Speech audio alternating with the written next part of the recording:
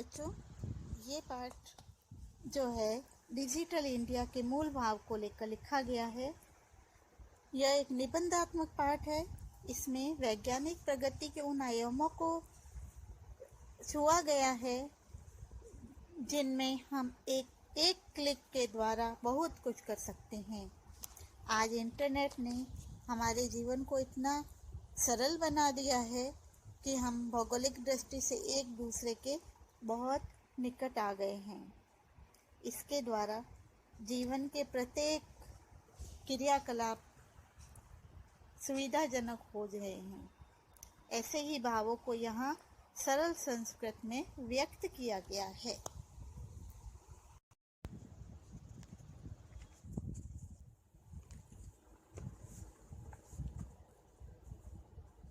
अद्य सम्पूर्ण विश्वे डिजिटल इंडिया एतस्य चर्चा श्रूयते।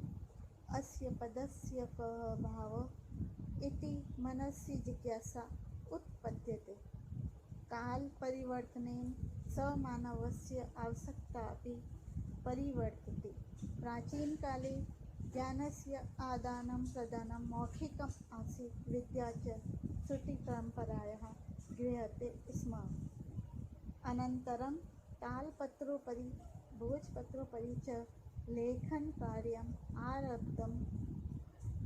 परिवर्तिनी काले कर्गदस्य लेखन्याः च आविष्कारेण सर्वेषामेव मनोगतानां भावानां कर्गदोपरि लेखनं प्रारब्धं। टङ्कणयन्त्रस्य आविष्कारेण तु लिखिता सामग्री टङ्किता सती बहुकालाय सुरक्षिता अतिष्ठत्। वैज्ञानिक प्रविधेः प्रगतियात्रा पुनरपि अग्रे गता। अद्य सर्वाणि कार्याणि सङ्गणकनामकेन यन्त्रेण साधितानि भवन्ति। समाचारपत्राणि, पुस्तकानि च कंप्यूटर माध्यमेन पठ्यन्ते, लिख्यन्ते च।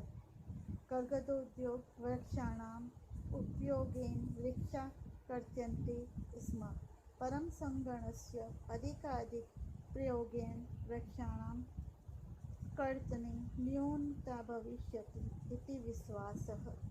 अनेन पर्यावरणसुरक्षायाः दिशि महान् उपकारो भविष्यति।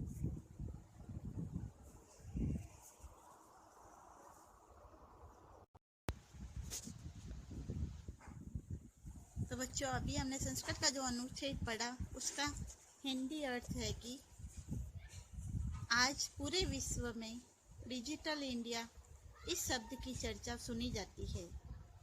इस शब्द का क्या भाव है, क्या अर्थ है, यह जिज्ञासा मन में उत्पन्न होती है। समय परिवर्तन के साथ साथ मनुष्य की आवश्यकताओं में भी परिवर्तन होता है।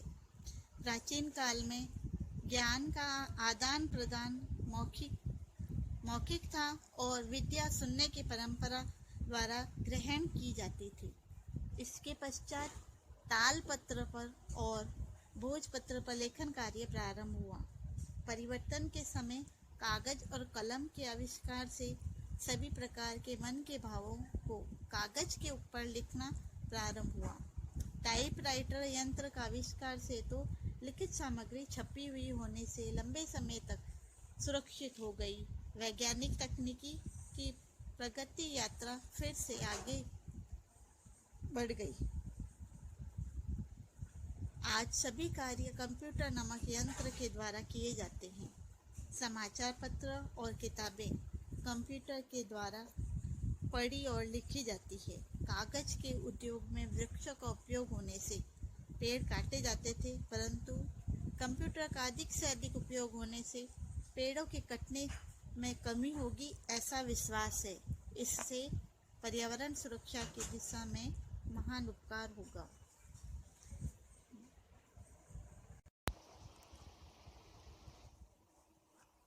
तो बच्चों, आइए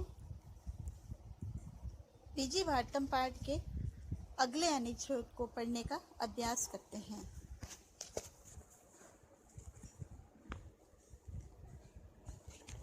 अधुना आपणे वस्तु क्रयार्थं रूप्यकाणाम् अनिवार्यता वा नास्ति।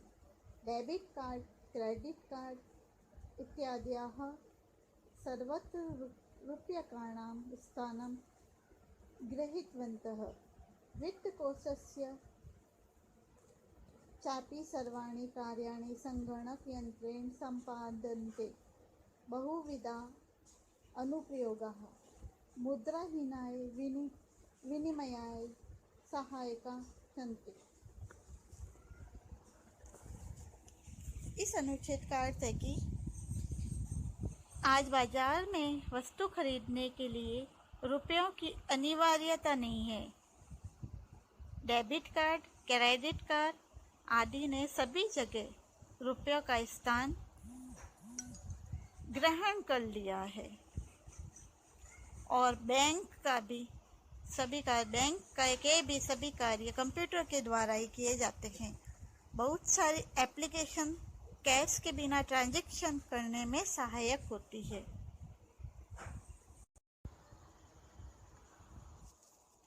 आइए अब इस पाठ में आए हुए कुछ संस्कृत शब्दों के अर्थ को जानने का प्रयास करते हैं।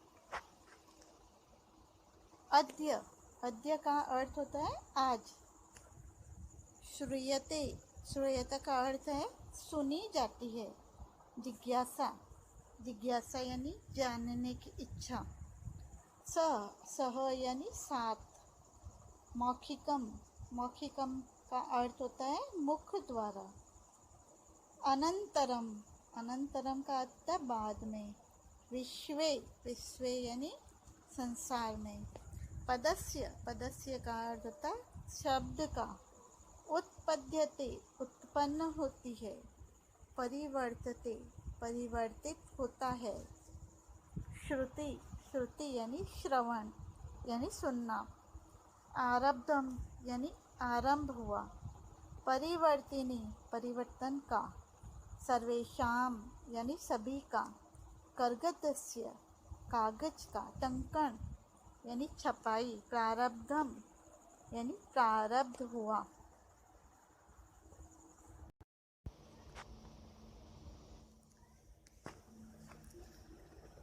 आइए कुछ और शब्दों के अर्थ को जानने का प्रयास करते हैं। अधुना, अधुना का अर्थ होता है अब। क्रयार्थम, क्रयार्थम का अर्थ है खरीदने के लिए। रुपया का नाम, रुपयों का। सब संपादनते, संपन्न किए जाते हैं। संति, संति का मतलब है। आपने, आपने का मतलब होता है बाजार में। नास्ति, नास्ति का अर्थ होता है नहीं है। वित्त कोशस्य, वित्त कोशस्य यानी बैंक का। बहुविधा मतलब अनेक प्रकार का।